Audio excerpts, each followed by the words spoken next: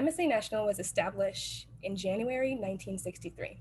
The MSA encompasses the US and Canada and serves Muslim students during their college, university careers by facilitating their efforts to establish, maintain, and develop local MSA chapters.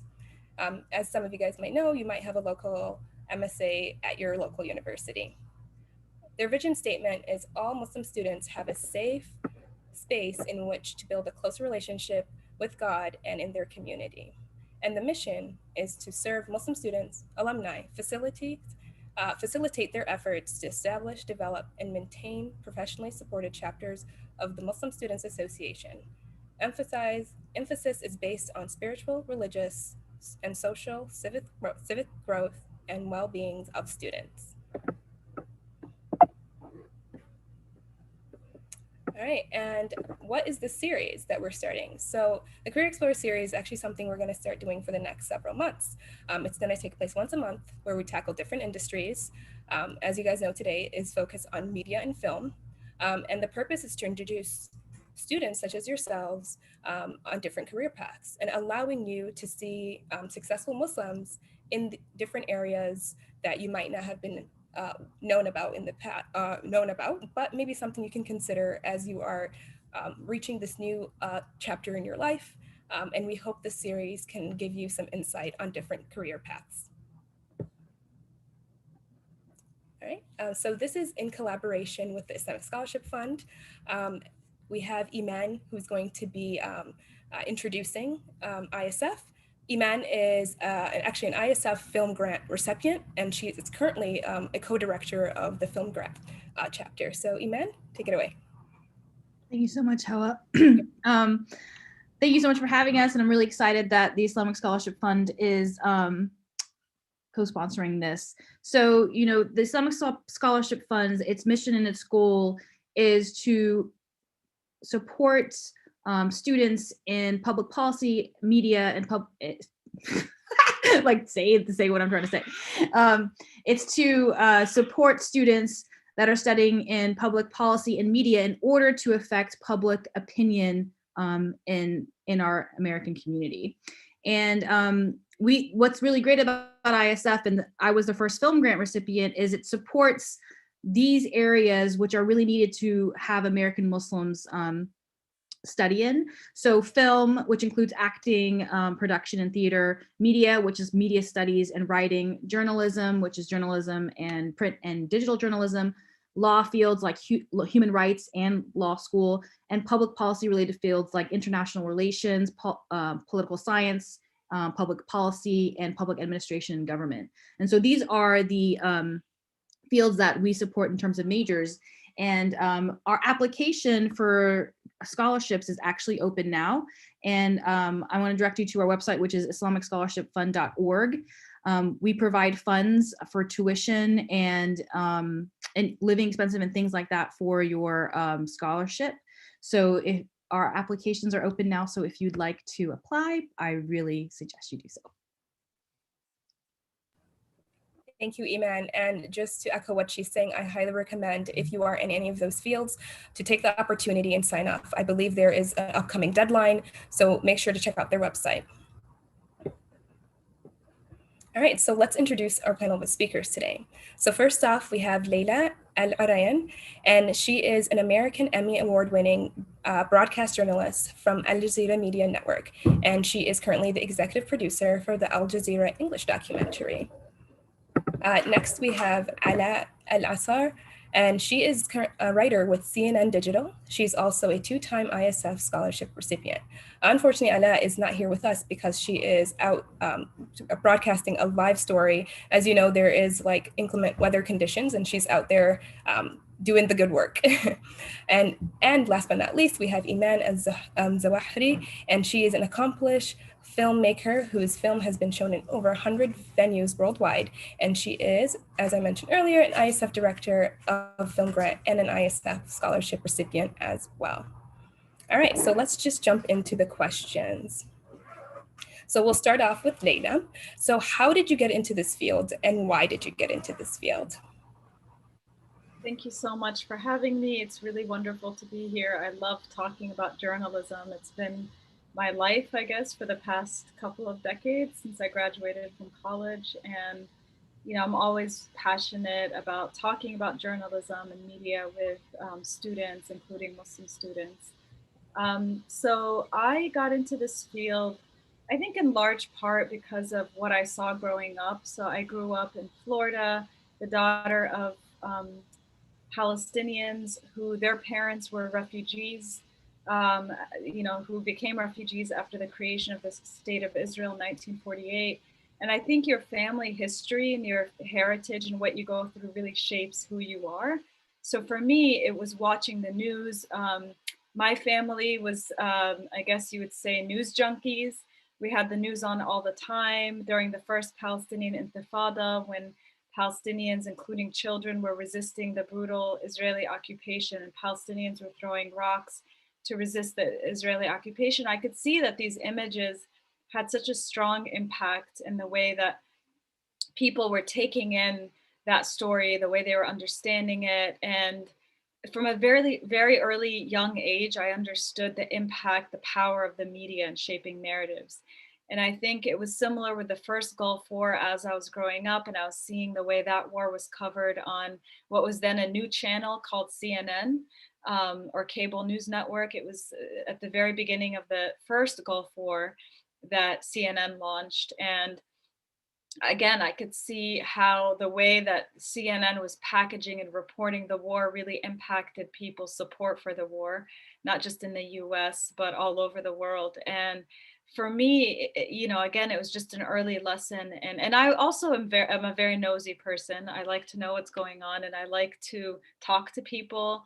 I love to travel. It's just something that I've been passionate about my whole life. So I think it's a combination of my own kind of personal quirks and personalities, my family history, kind of seeing how the news coverage again of the Palestinian-Israeli conflict, of the first Iraq War, of the second Iraq War, how the media coverage, the framing had such a massive impact in the public's understanding and consumption of these historic events. And also, it's something that I love to write. So basically, I knew, I guess, from age 12, although there's home videos taken on camcorders when I was growing up of me even being like a news anchor when I was like as young as 9. But I would say by the time I was 12, I knew I wanted to become a journalist. And then when I went to university, my freshman year, I studied at University of South Florida, and they had a mass communications major, and that's what I studied. And then I transferred to Georgetown University, which did not have a journalism program. So then I studied English literature, which was really, really fun. I got to basically read novels as my major and think about novels and think about storytelling and think about what makes a strong story. And I think that really ended up actually helping later on in my career, because I think understanding how to convey a story, how to tell a story, how to grab your audience is so key to what you do in media. And I also minored in history just because it was also, I think, what I felt would be really interesting and useful as a journalist to have like a grasp of history. And then I wrote for the school newspaper. So this is something like if the students who are listening, watching, I would say if you think you're interested in journalism, definitely, as much as possible in college, get into either writing for your school newspaper, or if you have like a school TV station, radio station, like really, get in there and get that experience, because it's just one of those fields where you need experience to get experience. So get, get into what like try to get involved in college and then get internships as much as possible, to get that experience, to be in a newsroom. So anyway, that's kind of a long story and my interest from childhood, but I can definitely go into more maybe later on after Iman goes to talk about kind of my career trajectory after college. But I would say you don't always have to know what it is you want to do. I think it's important to really be have an open mind and be really thoughtful about what field you want to go into. But if you do feel like media is for you, then I think really trying to get that experience as early as possible is great. And also just having a really open mind. In media, you're constantly, you're a jack of all trades, master of none. You're constantly learning about all sorts of different topics. So I think just being a naturally curious person who wants to learn about all sorts of topics and subjects is useful too. And that's something that you can experience in college. Thank you so much for that, Leila. I appreciate you sharing your story. Iman, could you tell us, how did you get into this field and why? Sure. So, it was really insightful what Layla was saying. It's very true. Like, we are very based off of and informed by our family. I was also raised in Florida, but in the panhandle of Florida. So it's basically Alabama. And we were the only brown Muslim people of color there. And so we dealt with a lot of, racism and ignorance throughout. And the way that we dealt with it is through comedy. And so me and my friends, we would just be really like, as you guys know, comedy comes from tragedy. So like we would make spoofs and make videos of things that were happening. And we really delved ourselves into art. And so, after I left Panama City, I came to the University of Florida, which is where I'm a professor of film right now as well. I kind of became very much of a Muslim activist, and I was president of my MSA during September 11th. And I had made it this goal that I'm going to get my PhD in Islamic studies and I'm going to educate the masses. And I realized during that time that if I do that, which is great, of course, very respectful, I'm not able to educate the people in the middle of America or the masses in general. I would like to delve myself into educating everybody. So there's a really prestigious film school here in Florida, and a friend of mine had introduced me to a Muslim that was there at the time, a Muslim male, and it really kind of opened my eyes. We're like, we can do this.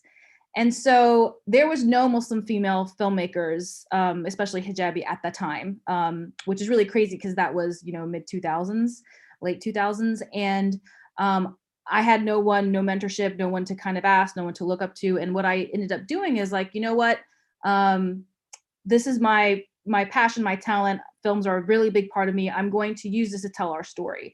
And so I ended up doing this whole thing where I applied. I didn't tell my parents. Like everybody, I come from a family that's all science background. They're all physicians. And so I applied and I got in. And I was one of 2 or 3 hijabi filmmakers in the nation at the time, the first ones. And so that's kind of how I kind of went into my path of creating films, going into film school. And I made these short films that were really well received. And they were with Muslim women as leads, but they were Muslim women leads that, wanted to be a stand-up comedian and wanted to solve a detective case. And it was screened everywhere. It won an Emmy. And it just kind of really, really propelled and built up. And that's kind of how my journey went into the going into the field. And since then, a big part of who I am is being able to create mentorships, being the director of the film grant, and creating and supporting Muslim filmmakers. Because as I know, our families are not super excited when you tell them you want to be a filmmaker. And that's like a part of my thing, is to tell parents to calm down the whole time. So that's kind of a bit of my journey on how I became a filmmaker. Thank you so much, Iman, for sharing your story. That was awesome. And I love what both of you guys are saying. It's really rare to see, honestly, women of color in these types of fields. And not just that, but hijabi Muslim women. Or, it's just very, very inspirational to hear you guys' stories. And yeah, alhamdulillah, mashallah, I'm very proud of you guys. All right, so let's move on to the next question. So if you can give your younger self one piece of advice, looking back many years from now, many years later, what would it be? Let's start with Leila. I would say it would be like be flexible, and because you may have a really strong idea of your path and what it is you want to do, and life is very unpredictable and it throws roadblocks your way.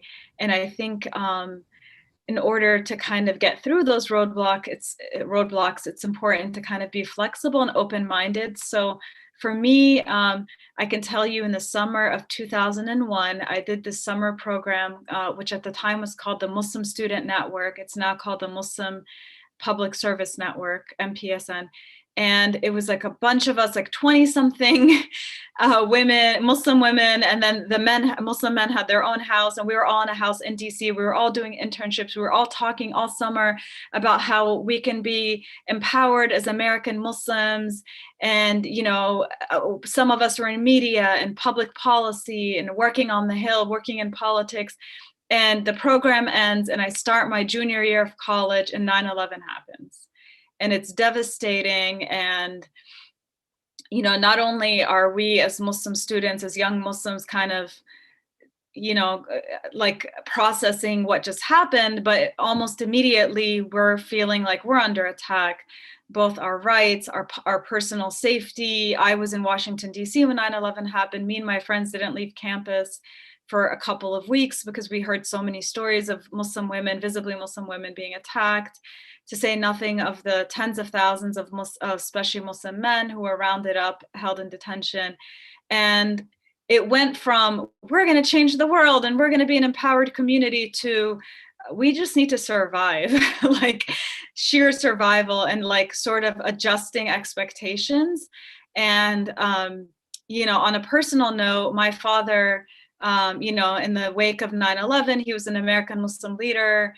He was actually arrested, put on trial. It was a horrific experience and a traumatic experience for me and my family.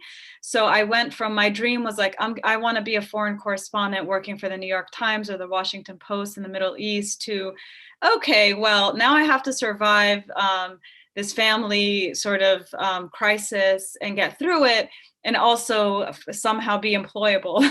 So,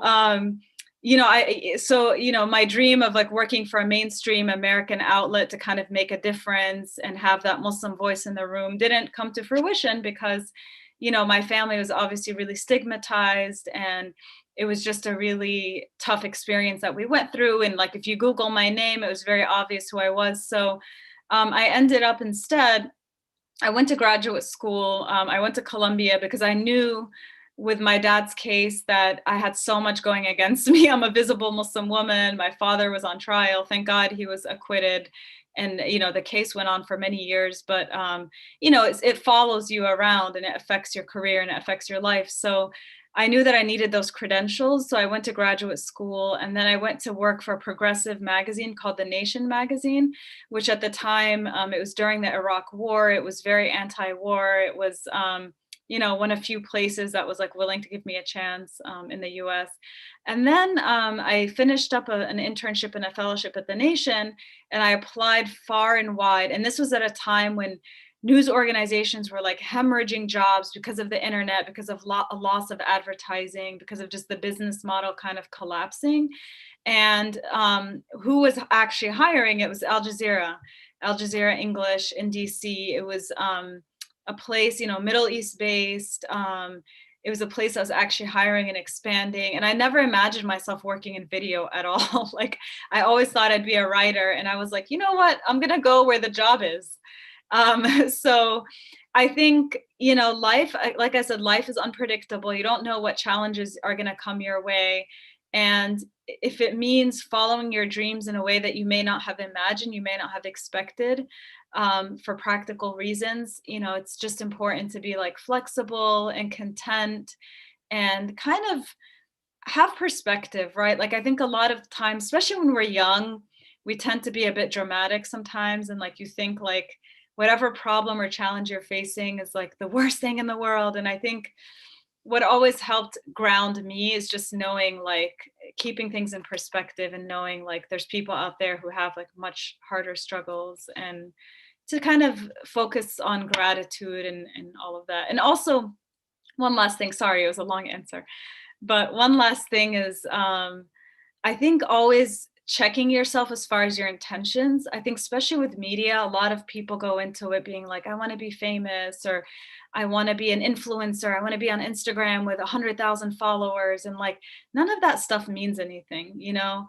I think it's important to go into this. It's actually not a glamorous job. Like, the pay is not amazing. The hours are long.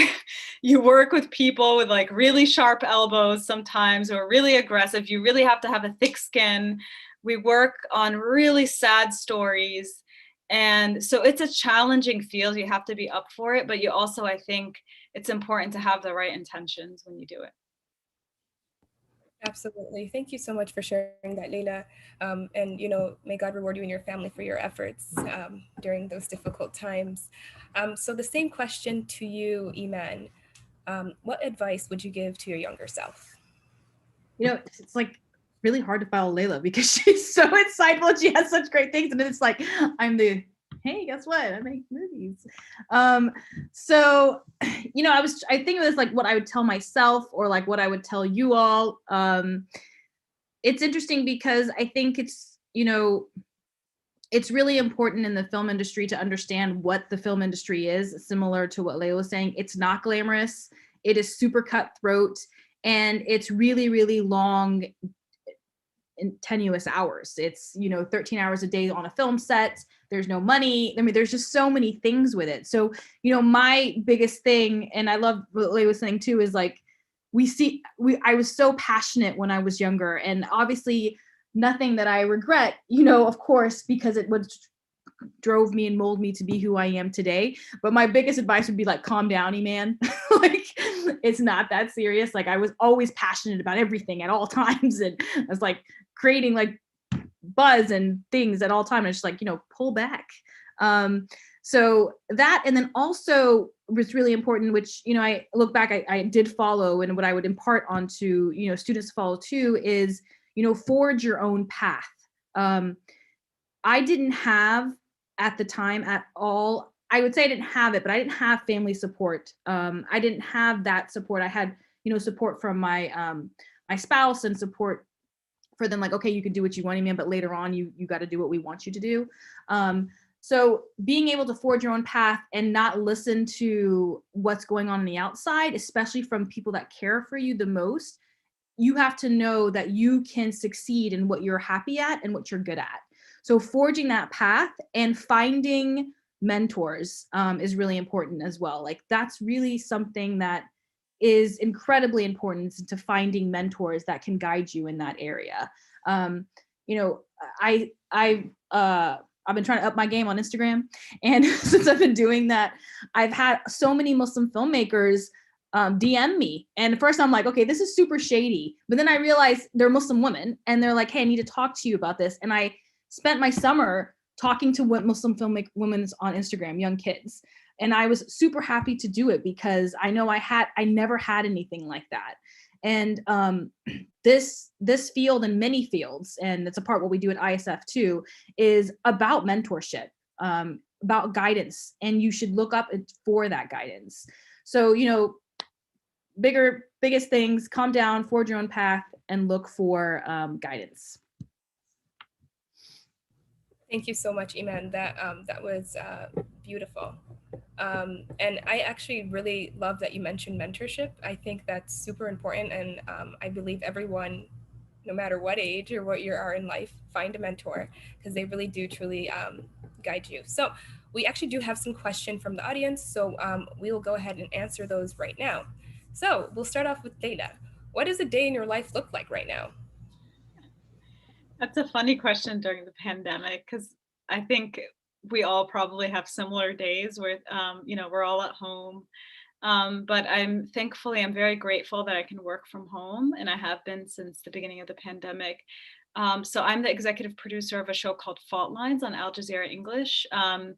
If you're all interested in checking it out, just go on YouTube and type in Al Jazeera English Fault Lines, and it'll come up, and you could watch our program. It's a 25-minute show that airs on Al Jazeera English, but it also online, and it focuses on the US. and it's short documentaries covering either stories in the US, or if we go overseas, they have to have a strong US connection. So my day, I manage a team of producers, senior producers, correspondent, editors, directors of photography who film for us. So I'm talking to my team. I'm you know, giving them feedback on pitches, on cuts of the documentaries, helping with scripts, helping hire people. We work a lot with freelancers, especially freelance producers and directors of photography. So it's just a lot of managing, which is not not my passion. My passion is the journalism piece of it. I read a lot, so I keep up with the news and see what's going on, and I'm constantly thinking about like what story in the news could make a good 25-minute documentary. And I think that's a pretty fun and interesting challenge, because there's a great story that can be a really good 5-10 minute piece, but what really sustains 25 minutes? I watch documentaries myself to get inspiration for our own work. So it really runs the gamut of production. I also have to think through social media and promotion with our social media producer. So yeah, it's a lot. Wow, sounds like you have such a busy day. And I assume it's the same way with COVID. Is it pretty much the same, or has Yeah, yeah, it's the same. I would say. Oh, do you mean for Iman or? Oh no, for you, the still is for Leila, yeah. Yeah, yeah. The only difference, because I'm a manager, I haven't really been traveling for the last couple of years. Before that, when I was a senior producer and producer for Fault Lines, I was traveling. I was going on the road and producing episodes, and that was a very different process and different job. But now that I'm managing, it's like the only difference is I'm at home. Otherwise, I'd be in an office kind of meeting. Okay, makes sense. All right, so I want to refer this question to Iman as well. What is your day looking like right now? So right now, not like when I'm in film production, because like they're totally different, and because Oh, right.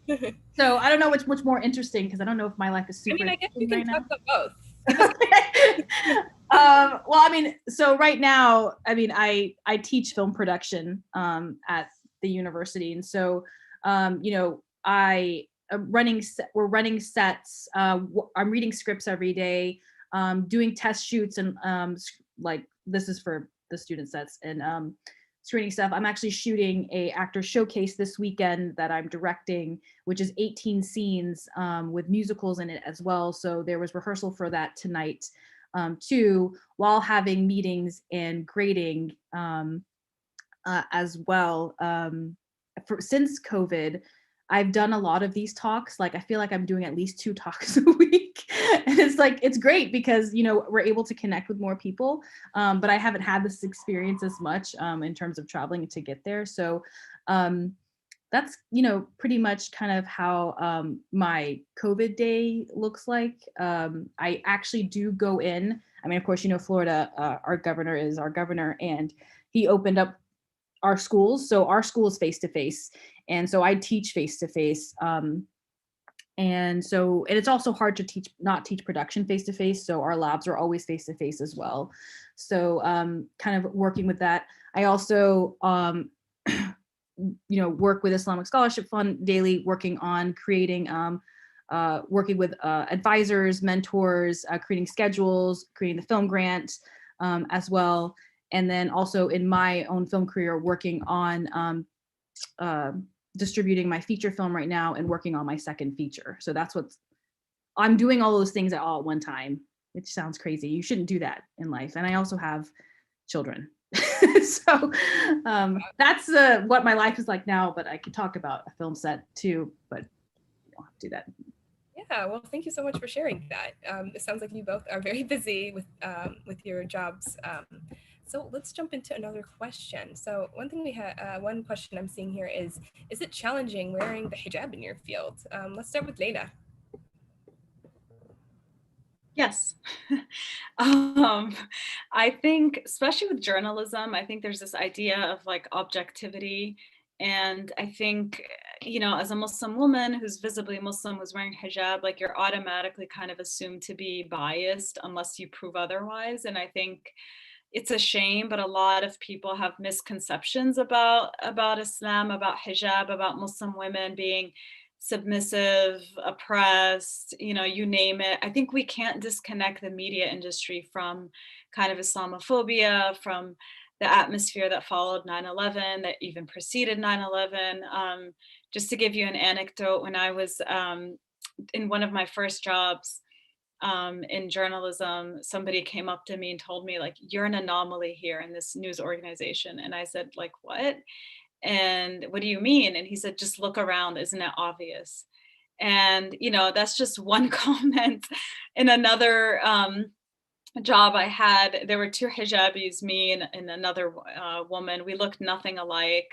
Some of our colleagues would confuse us. Just there's like microaggressions that we know about. There's like, you're not chosen for a job, you're not interviewed, you're not considered. I don't want to be all negative, because I do think things are changing and they're becoming a lot more positive, and you see so many more women wearing hijab in media now than ever before. So it's definitely changing. I think there's more of a push to be more inclusive. There's a little bit more awareness that the media industry has to reflect society at large, because that's the way that you tell stories that are authentic, that are accurate. But I'm not gonna lie, like, especially I would say in mainstream media organizations, like, it's still an uphill climb. And I think, unfortunately, Muslim women, like other minorities, do face some, sort of pre-exist, like some biases that people have, and pre-existing notions, I guess, about them. Yeah, definitely, absolutely. It is definitely a struggle. Iman, is it challenging wearing the hijab in your field? So, interestingly enough, because, I was one of the first and few, it wasn't the challenge, that it was actually more of a excitement, right? So people sought out for me because I was a Muslim woman. So it wasn't a challenge in that sense, even though I know a friend of mine, she would have meetings and with industry, and they wouldn't think she spoke English. So all of those microaggressions that Leila's speaking about, they always happen to us as Muslim women. But for me, being a Muslim woman and my identity and the stories that I tell are a big part of my journey as a filmmaker. And so that's usually embraced by everyone that I'm working with. And I am an independent filmmaker. And so that really helps. My challenges are never about being being a hijabi. It's usually, I think, always about being a woman and the type of films I make, which are comedies in the independent world. So those are more of my bigger challenges than, wearing hijab or whatnot. Okay, thank you guys so much for sharing. All right, so what do you guys love about your job? Leila, do you want to go ahead and start us off? Sure. I think what I love is, no day looks like the other. Like, I think, especially working in the media where, stories are like, you constantly have a new story every day. Obviously, working in documentary is a bit different, but I would say there's a lot of variation in the job. I love being connected to what's happening in the world, whether it's the world around me in the US or overseas. We work on stories that like really focus on the most vulnerable communities, like the most undercovered communities. And I feel like I have a pretty strong sense of mission, which is to tell stories that other people aren't telling, to center voices that don't get centered, don't get featured. Just to give you an example, we did an episode last season. So it came out and I believe it was in November, about the disproportionate impact of COVID on Black and Brown communities in Chicago.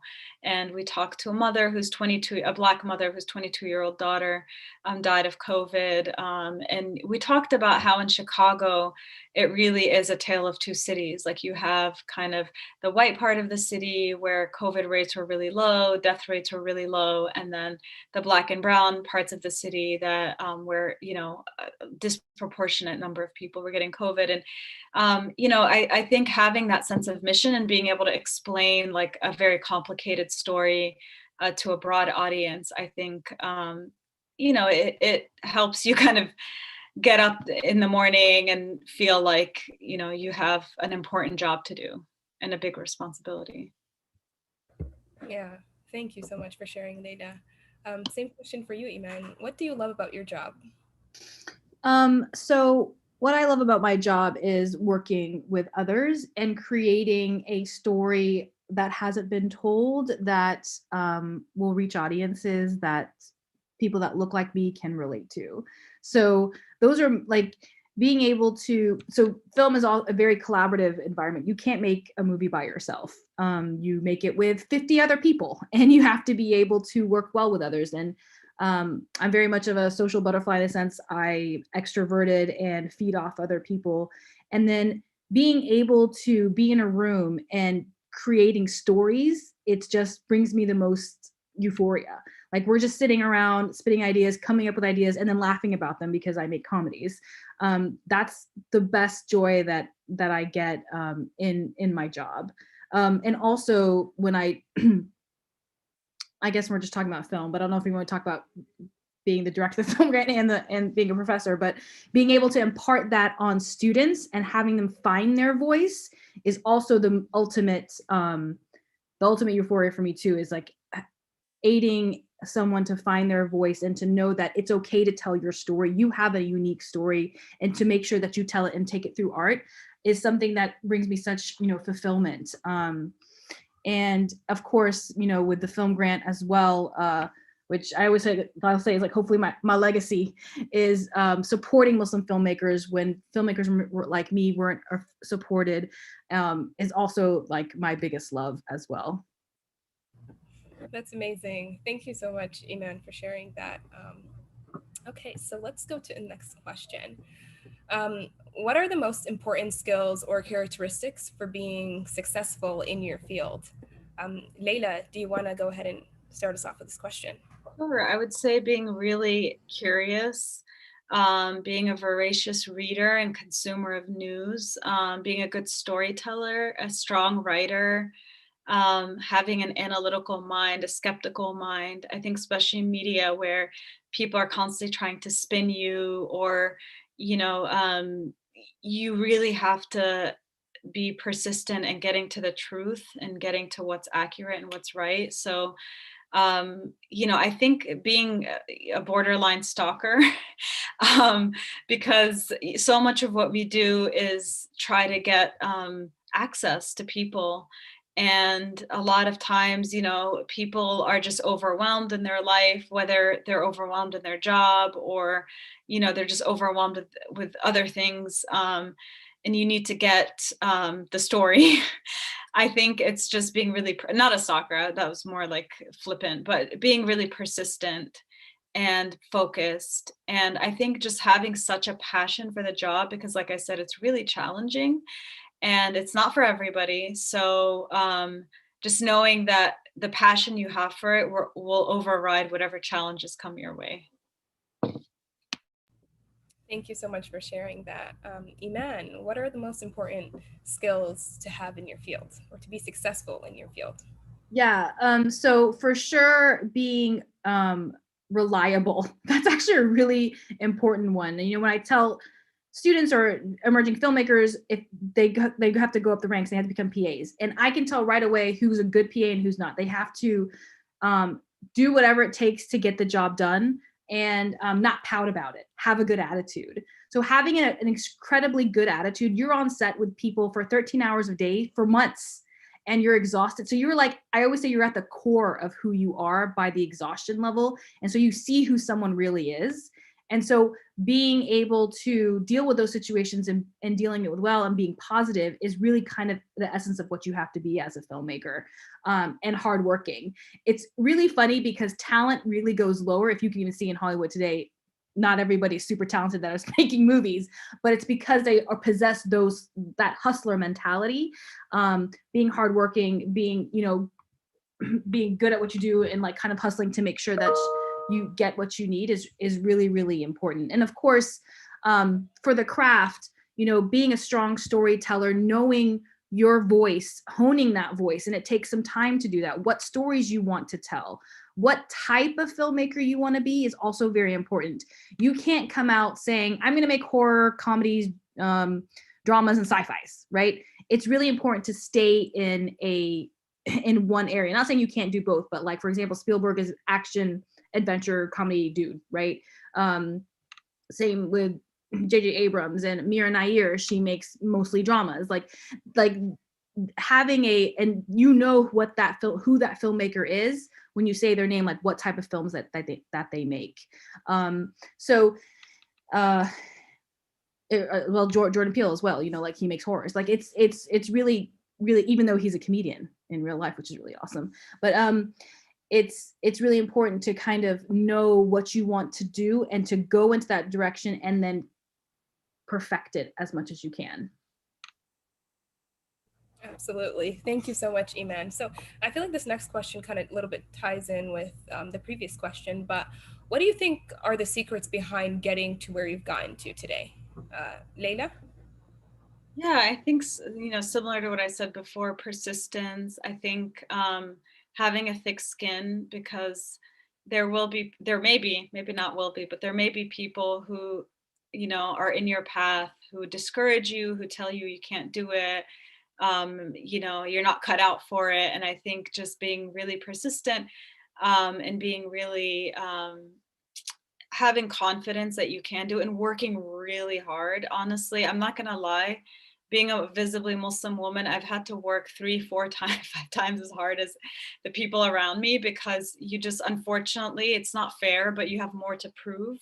So, you know, and I felt that way actually after becoming a mom as well, that like, oh, okay, now that I'm a mom, people are gonna think I can't do it. I can't be a mom and work and do a really good job. So I'm gonna prove them wrong, and I'm gonna work really, really hard, and I'm gonna show them. So I think, you know, having focus, Iman really hit the nail on the head when she's like, find your focus and really pursue that and get really, really good at that. And I think that helps too. What I tell my kids, they're still really young, but I tell them, you know, discover your passions and choose a path in which you'll pursue something you're naturally good at, because then it doesn't feel like work. It just feels like you're waking up every day and you do something you love. Thank you so much for sharing that. Same question for you, Iman. Can you repeat the question? Yeah. What do you think are the secrets that go behind to getting where you are today? What do you think are the secrets behind getting to where you are today? Sorry. Oh, yeah, similar to what Leila said, it's actually persistence. And what I was saying about the advice is drowning out all the haters. I see so many people just so bogged down when someone rejects them or tells them they can't do something. They're just like, man, they're right. I'm just not going to do it. I'm going to do this. And to me, that's so crazy. It's like I've always gone against the grain my entire life and have been really persistent about it. And I was actually talking to Janella Massa this morning in my class. She's a first hijabi news anchor. And she was saying the same thing. Like everybody was telling her no constantly. And she was like, you know what? I'm gonna do that. And she just kept doing it. And she kept doing it until she became the first hijabi news anchor. And that's really what has incredibly driven me. And I remember I teach different generations. So, you know, clearly like Leila and I are in one generation and the kids that we learn are different. But like the millennial generation, it was a whole thing on like things coming to them. And it was mind-blowing for me, not like understanding that kind of concept. And I was like, you guys have to push for it. You have to do it. It was like kind of this laid back mentality that I wasn't really used to. And then I felt like my parents were like, you know, I went to school in like the snow or whatnot. But I'm like, it's the concept that you have to push for what you want and you have to be driven and focused for it is really incredibly important. But also I will say too, it is important to have a support system. You know, I had my child at 23, and I was like, when I was in my film school, I was the first person that ever had a kid, and my spouse was extremely supportive of me and able to kind of support that. And that is another, and I'm glad you brought that up, Leila. Like it's, you know, we have so many things we're constantly having to prove, but that's a big thing for me as a filmmaker is like, I've always been a parent. And I've seen other filmmakers that try to hide that. And I'm never about that life. Like, you know, we are able to do these things and do them well and still be parents. Do they suffer? Do they struggle? Are we struggling? Of course, we're human. But this is who we are, and that's what makes up our story and our voice. And so, yeah, I mean, you know, just kind of keeping at it is what's really important to me. Right, so persistence is key. Seems like that was what was said by both of you guys, and working really, really hard. Okay, so let's just ask some little laid back questions now. So what are you guys currently reading? Leila. What am I reading? I'm reading, one of the books I'm reading is about the imprisonment of Imam Jamil al-Amin. If you all haven't heard of him, he's a Black Panther by the name of H. Rap Brown, a former Black Panther. So it's a good book if you want to learn about his case. He's been in prison for the last 20 years, almost 21 years. And what else am I reading? I read the news a lot. I feel like that's most of what I read just because I have to keep on top of it for my job. Thank you. And yeah, that is a good read. Thank you for suggesting that. Iman, what are you currently reading? This is actually an ongoing joke in my house. What is Iman reading? Because Iman doesn't read. Because I watch movies and watch television. So, and I read the news. But I mean, I have like here, like right now, this is really super cool, which I've never had. It's Arabs and Muslims in the Media, written by Evelyn El-Sultani, and it's the race after 9/11. Jack Shaheen was the first person that did Real Bad Arabs. And so this is like a modern version of the book, and she's doing another one. And then, I mean, I have this too, which is just Jerry Seinfeld's comedy, which I know there's always issues, but yes, there's, that's kind of, and then that's it. No, those are awesome. Thank you. And hey, movies, who said movies? They're basically just stories. They're basically books. They're just as cool as books. So I'm there with you, for sure. So actually, I just wanted to ask my own personal question. If somebody who's watching wants to somehow reach out to you guys or connect with you, what would be the best way to do that? Leila? I'm on Twitter and my DMs are open, so people can reach out to me that way. Okay. Also, my email address is on my Twitter. Okay, perfect. Thank you so much. Iman, how can people reach you? Yeah, Instagram as well. My DMs are open, but also, one note when someone reaches out to me, sometimes I get like, hey, and I'm like, I'm not going to respond to hey. So, hello, my name is this, and I blah, blah, blah. Like that would be more helpful. But so I don't respond to just like single lines. And usually those aren't serious people, but I mean, I don't want to offend anybody. But yeah, Instagram is always great. And, my email from my work is online as well. Yeah, and I would say, like, if you're going to reach out to one of us, just be really clear about what your question is, or if you want advice, because as I'm sure you can imagine, we're both very busy. So yeah, it's helpful to know what you want. Yeah, absolutely. So I think we can go ahead and like share you guys' details on our on the event page or even live here if somebody wants to go ahead and do that, and you guys can drop your information also in the chat box. So I just wanted to thank you guys so much for joining us tonight. This was amazing. I loved hearing your stories on how you got to where you want to be. MashaAllah, you guys are two successful women in your field. But not just that, but you guys are also doing the toughest job in the world, being mothers on top of all of that. And I think that's also very commendable. So I just want to say I'm truly inspired, and I hope everyone who's watching is also very much inspired. And for those who are watching, we are going to continue to have the series for the next several months. So please make sure to register. The next event will be on March 3rd. You can go to our website, msanational.org, and sign up so you don't miss out on any of our upcoming events. Thank you so much, ladies, for joining us tonight. We hope to stay connected, inshallah. And also don't forget to check out ISF, Islamic Scholarship Fund. They do have an upcoming deadline for scholarships, so make sure to sign up before it's too late. All right, thank you guys. Have a good night. Thank you so much for having us.